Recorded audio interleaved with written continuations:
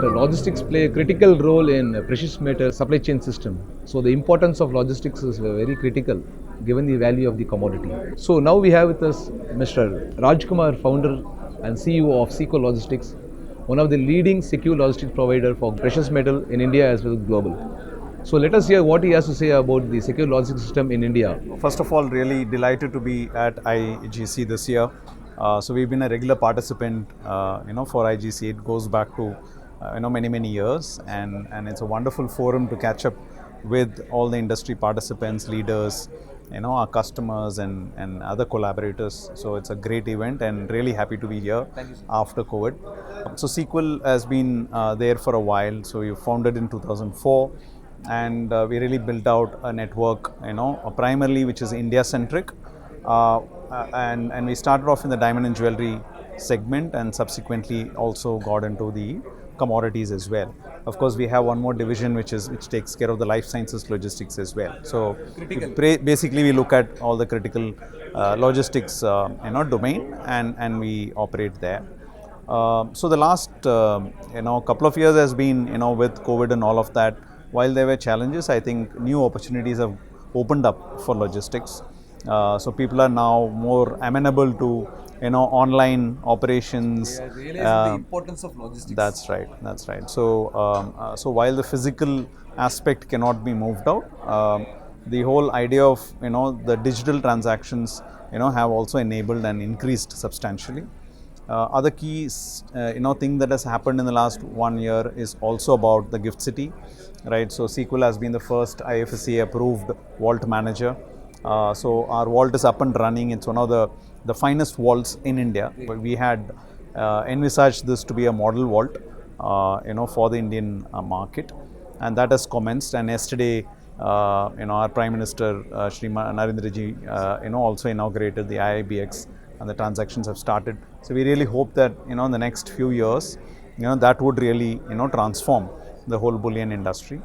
Apart from that, we were also approved by SEBI as a vault manager. So 18 of our vaults have also been now approved by SEBI. So once the spot exchange starts, we'll be able to offer, the logistics and vaulting services to our customers. We're playing a very critical role in the supply chain system. So it's not just the bulk movement which used to happen even earlier. Smaller denominations also. Even smaller denominations. So we just had, before this interview, one of our customers, one of the exchanges come in, and they were looking at, smaller denominations, doorstep delivery, and so on and so forth, right? So what's traded on the platform. So now it's gotten more democratized. I think there are more participants, and it's not just the larger volumes, it's the smaller volumes as well. So I think, no better time now, than to be here and really excited to, serve the customers. So the bullion is basically, sort of a backward integration to the,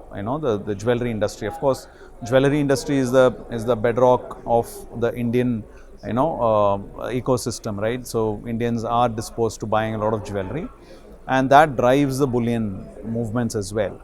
So these two are very closely interconnected, but of course has its own dynamics and requirements. So what type of regulations and policy changes do you expect from players like you, so that it will be more vibrant and more conducive environment to work in?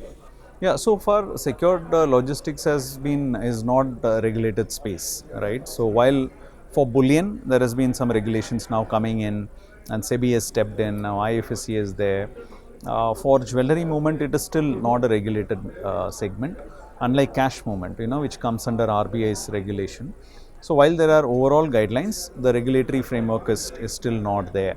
So we are pushing, and working towards bringing about some kind of a regulation.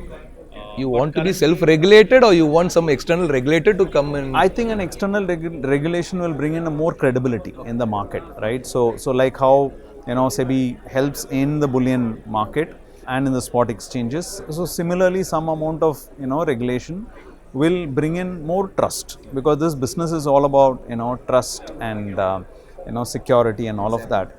So we certainly welcome the right amount of regulation, so that, the customers' interests are protected, right? The logistics companies are not cutting corners.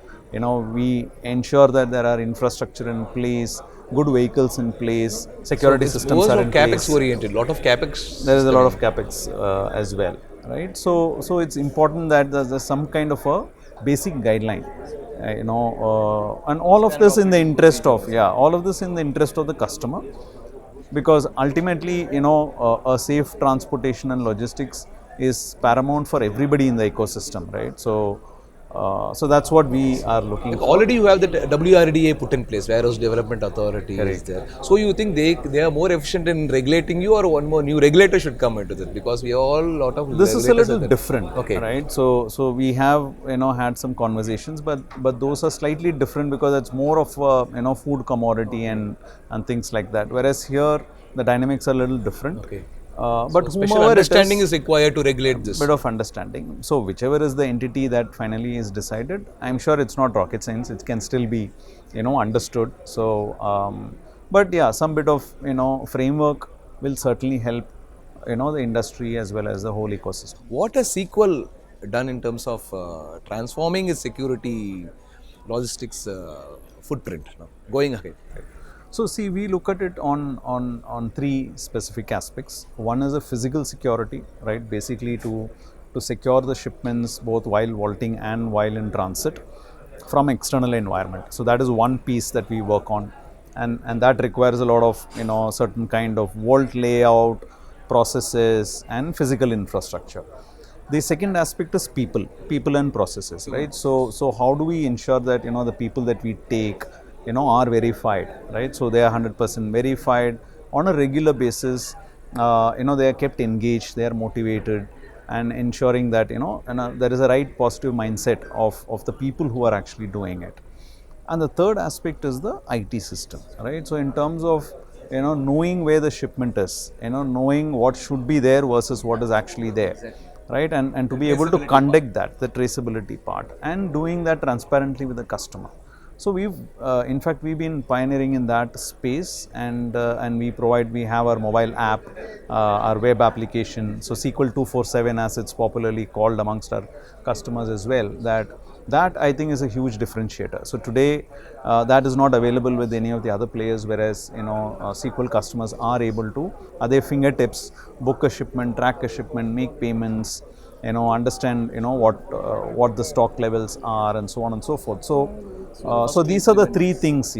So these are the three things that we focus on, and we've made tremendous progress in the last few years. Now with IABX, sir, how you see the potential for logistics players in India? It's going to be huge, right? So while all the trading happens in the exchange, so subsequently, the physical delivery will also need to be supplemented with that, and hence the logistics role will be fairly huge. So you're looking to expand globally?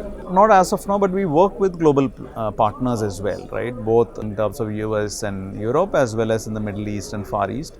So we work with very, very credible, large strategic partners. So we've been working with them for a long time, and that's worked out very well, because this is such a a very detailed kind of working that the native players understand the relationship, the geography and the political systems and all of that, labor laws, and all of the other regulations. So we have found it pretty convenient to work with international local partners and collaborate and work.